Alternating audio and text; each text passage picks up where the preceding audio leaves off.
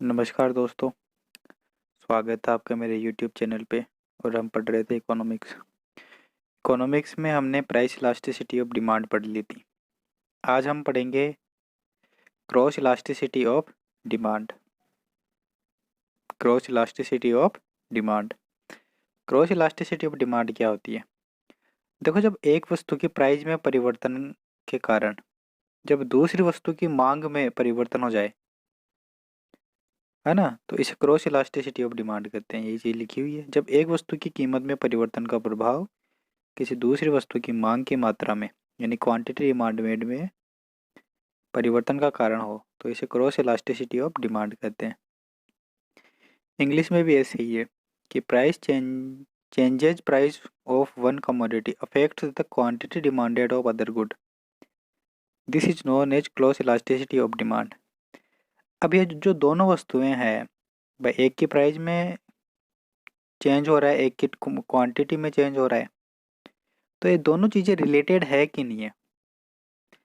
भाई रिलेटेड होगी तभी तो एक की प्राइस में चेंज करने पर दूसरी की क्वांटिटी डिमांडेड में चेंज होगा।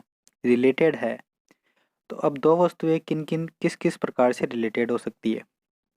देखो, या तो वो एक दूसरे की सब्स्टिट्यूट्स हो, पहली चीज़ तो ये हो सकती है। दूसरी चीज़ ये हो सकती है कि वो दोनों क्या हो, कॉम्प्लीमेंट्स हो। क्या हो, कॉम्प्लीमेंट्स। अभी जैसे एग्जाम्पल के रूप में अगर मैं सब्स्टिट्यूट्स का एग्जाम्पल लूँ, है ना, तो मान लो दो आप घी लेने जाते हो बाजार में, है ना, और मार्केट में दो प्रकार के घी मिलते हैं। एक तो है अमूल का और दूसरा है मदर डेयरी का, है ना। तो मान लो आप घर से निकले अमूल अमूल का घी लेने के लिए। आप मार्केट में गए, आपने एक एक किलो का डब्बा देखा, दोनों कंपनियों का देखा, अमूल का भी देखा, मदर डेयरी का भी देखा। दोनों की प्राइस सेम है ना। लेकिन आप लेने गए थे अमूल का। अब मान लो कि जो मदर डेयरी वाला था उसके ऊपर ऐसे लिखा हुआ है कि 50 रुपये की अतिरिक्त छूट, मतलब वो 50 रुपये सस्ता मिल रहा था। तो आप फिर अमूल का ना लेकर के किसका ले लोगे, उसका ले लोगे। तो जब एक चीज़ की प्राइस घट गई, है ना, तो क्या हुआ, इसकी डिमांड भी क्या हो गई, घट गई। अमूल की डिमांड घट गई ना अब। और ऐसे ही कॉम्प्लीमेंट्स में है, जैसे चाय चीनी है। मान लो आप चीनी लेने गए, तो अब मान लो चाय की प्राइस पहले 500 रुपये किलो थी, अब सीधी 1000 रुपये किलो हो गई। आप 2 किलो चीनी लेने गए थे मान लो पहले। तो जब चाय की प्राइस डबल हो गई तो आप ऐसा हो गया, भाई इतनी चाय चाय इतनी महंगी हो रही है, कौन इतनी चीनी खाएगा। तो फिर आप 1 किलो चीनी लोगे। तो चाय की प्राइस बढ़ने पे क्या हो गया, चीनी की डिमांड कम हो गई। समझ गए? तो ऐसे काम करती है क्रॉस इलास्टिसिटी। अब क्रॉस इलास्टिसिटी का फॉर्मूला क्या होता है? तो क्रॉस इलास्टिसिटी का फॉर्मूला होता है कि E X Y is equal to E C is equal to changes in quantity, मतलब जो चीज़ आप खरीदने गए हो उसमें changes, percentage change, upon del P Y upon Y, मतलब दूसरी चीज़ जो रिलेटेड गुड है उसकी प्राइस में चेंज। मतलब ओरिजिनल गुड की तो क्वांटिटी में चेंज कितना हुआ, और सब्स्टिट्यूट या कॉम्प्लीमेंट्री की जो गुड है उसकी प्राइस में चेंज कितना हुआ, है ना। तो जब आप इसको सॉल्व करोगे तो ये आ जाएगा, E C is equal to del x upon del P Y dot P Y upon X, है ना। अब और न्यूमेरिकल्स में ये फॉर्मूला आ जाएगा, E C is equal to D X upon D P Y dot P Y upon X. देखो, ये जो फॉर्मूला है E C is equal to del x upon del P Y dot X, इसमें क्या है कि जो पी वाई और एक्स है वो तो इनिशियल क्वांटिटी और इनिशियल प्राइस है ना। तो ई सी पॉजिटिव होगी या नेगेटिव होगी, ये इस पे तो फर्क, इस पी वाई अपॉन एक्स पे तो डिपेंड नहीं करता, क्योंकि ये तो पॉजिटिव ही होगा। प्राइस भी पॉजिटिव होती है, क्वांटिटी भी पॉजिटिव होती है। तो ई सी पॉजिटिव होगा कि नेगेटिव होगा, ये किस पे डिपेंड करेगा, del x upon del P y. अगर डेल एक्स नेगेटिव है और डेल पी वाई पॉजिटिव है तो ई सी क्या हो जाएगी, नेगेटिव हो जाएगी। और डेल एक्स पॉजिटिव है, डेल पी वाई पॉजिटिव है, तो ई सी क्या हो जाएगी, पॉजिटिव हो जाएगी। अब यही केस देखेंगे हम सब्स्टिट्यूट्स और कॉम्प्लीमेंट्स में। ठीक है। तो ये इसी में देख लेना डेल एक्स क्या है, एक्स क्या है, पी वाई क्या है, डेल पी वाई क्या है। इसके बाद में मिड पॉइंट फार्मूला। देखो मिड पॉइंट फार्मूला कुछ नहीं होता, जो प्राइस होती है ना, है ना, उसको एवरेज प्राइस ले लेते हैं, मतलब P1 plus P2 divided by 2। और जो क्वांटिटी होती है ना उसको एवरेज ले लेते हैं, उसका भी एवरेज ले लेते हैं, मतलब Q1 plus Q2 divided by 2। और इसको इस फॉर्मूले में रख देते हैं, बस आ जाता है ऐसे आंसर। तो मिड पॉइंट फार्मूला ये होता है, ठीक है। अब देखो, क्रॉस इलास्टिसिटी ऑफ डिमांड से हम दो कंक्लूजन्स निकाल सकते हैं। दो सिचुएशंस हो जाती है, पहली होती है सब्स्टिट्यूट गुड्स और दूसरी होती है कॉम्प्लीमेंट्री गुड्स, क्योंकि रिलेटेड होती है ना ये। तो क्रॉस इलास्टिसिटी में रिलेटेड गुड्स का काम होता है, सब्स्टिट्यूट गुड्स और कॉम्प्लीमेंट्री गुड्स, ठीक है। अब देखते हैं सब्स्टिट्यूट गुड्स की क्रॉस इलास्टिसिटी क्या होती है और कॉम्प्लीमेंट्री गुड्स की क्रॉस इलास्टिसिटी क्या होती है। तो cross elasticity of demand and substitute goods and complementary goods. तो देखो जो सब्स्टिट्यूट गुड्स होती है उनकी क्रॉस इलास्टिसिटी क्या होती है, E C is greater than zero, क्या होती है, पॉजिटिव होती है। और इन्फिनिटी से कम होती है, ये देखो कॉर्नर में लिखा भी हुआ है। और कॉम्प्लीमेंट्री गुड्स की क्रॉस इलास्टिसिटी क्या होती है, E C is less than one, मतलब नेगेटिव होती है, मतलब माइनस इन्फिनिटी से जीरो तक, ठीक है। अब हम देखते हैं कि सब्स्टिट्यूट गुड्स की पॉजिटिव क्यों होती है, क्या रीजन है कि पॉजिटिव होती है। देखो मैंने आपको एक चीज़ बताई थी, अभी ई सी पॉजिटिव होगा कि नेगेटिव, वो किससे डिसाइड होगा, del x upon del P y, मतलब क्वांटिटी में चेंज और रिलेटेड गुड्स की प्राइस में चेंज। मान लो जो सब दो सब्स्टिट्यूट गुड्स है ना, तो आप जैसे अमूल अमूल का घी और मदर डेयरी का घी लेने गए, ठीक है। तो अमूल का घी मान लेते हैं अपन ओरिजिनल क्या है, गुड है, यानी एक्स है। और जो अपने मदर डेयरी का घी है वो क्या है, सब्स्टिट्यूट है अमूल घी का। तो मान लो सब्स्टिट्यूट गुड की प्राइस में कमी हो गई, है ना, मतलब डेल पी वाई में क्या हो गई, कमी हो गई।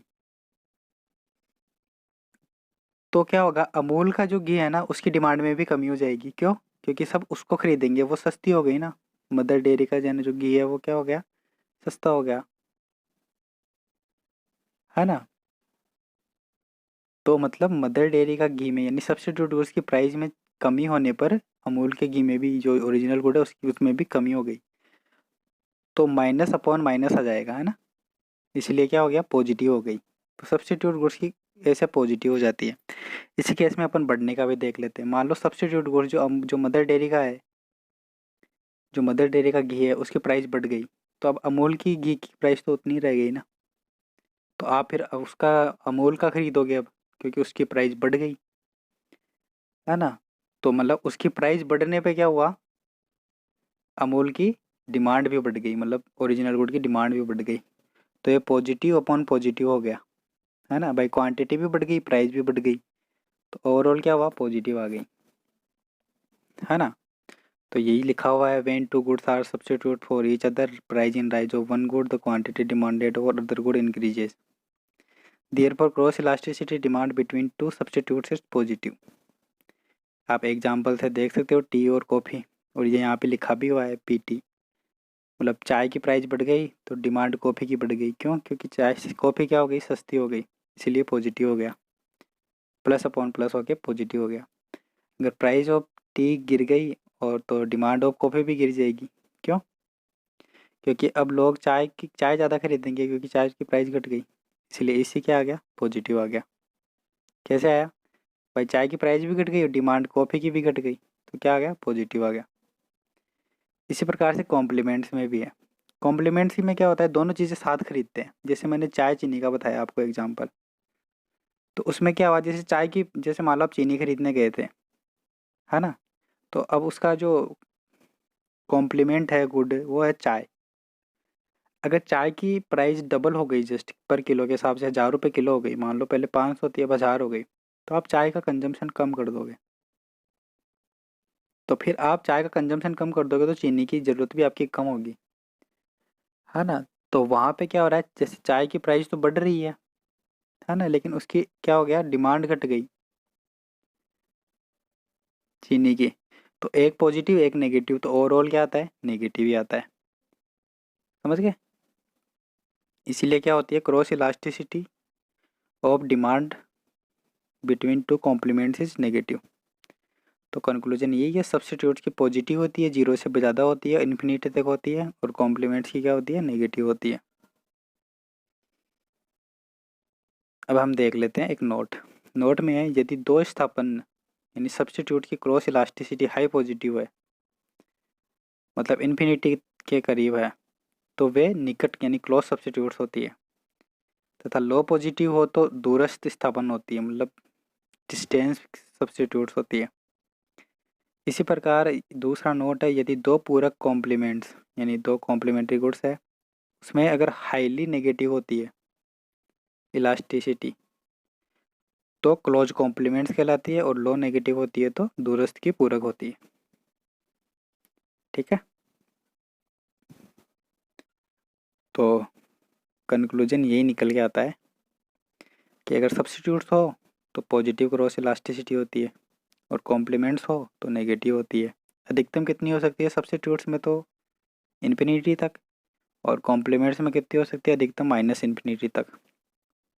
और ऊपर लिखा हुआ है सब्स्टिट्यूट गुड्स को कॉम्प्लीमेंट्स कंपीटिंग गुड्स भी कहते हैं, क्योंकि वो एक दूसरे की प्रतिस्पर्धा करती है ना, इसीलिए कंपीट करती है एक दूसरे से। और यदि ई सी इज इक्वल 0 हो तो वस्तुएं क्या होती है, अनरिलेटेड होती है, मतलब उनमें क्रॉस इलास्टिसिटी है ही नहीं, वो रिलेटेड है ही नहीं। क्रॉस इलास्टिसिटी की कंडीशन ही यही है कि जो गुड्स है वो क्या होनी चाहिए, रिलेटेड होनी चाहिए। अब एक चीज़ बची है, however this definition of substitutes and complements goods in terms of close elasticity of demand is not very satisfactory। मतलब ये जो दोनों डेफिनेशन इतनी देर बताई ना मैंने, ये ज़्यादा सेटिस्फैक्टरी नहीं है। क्यों नहीं है? while goods between which cross elasticity is positive can be called substitutes, मतलब जिनके बीच में क्रॉस इलास्टिसिटी पॉजिटिव होती है उन्हें तो सब्स्टिट्यूट्स कह सकते हैं, but the goods between which cross elasticity is negative are not always complement. लेकिन जिनके बीच में नेगेटिव क्रॉस इलास्टिसिटी होती है, ये कोई ज़रूरी नहीं है कि वो हमेशा क्या हो, कॉम्प्लीमेंट्स ही हो, वो और दूसरे भी हो सकते हैं किसी और रीजन की वजह से। तो अगर क्रॉस इलास्टिसिटी पॉजिटिव है तो 100% है कि वो सब्स्टिट्यूट्स है, लेकिन क्रॉस इलास्टिसिटी अगर नेगेटिव है तो ये ज़रूरी नहीं है कि वो कॉम्प्लीमेंट्स होगी। इसका रीज़न क्या है, स्ट्रॉन्ग इनकम इफेक्ट। इसके बाद में ये इसके समझने वाली कोई बात है नहीं, बस आप इतना याद रख लेना।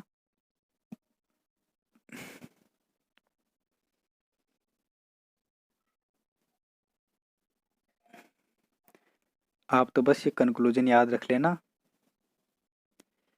ये कंक्लूजन याद रख लेना कि देखो, negative cross elasticity can not always be associate with complements. मतलब हमेशा नेगेटिव क्रॉस इलास्टिसिटी का मतलब ये नहीं होता कि वो कॉम्प्लीमेंट्स है।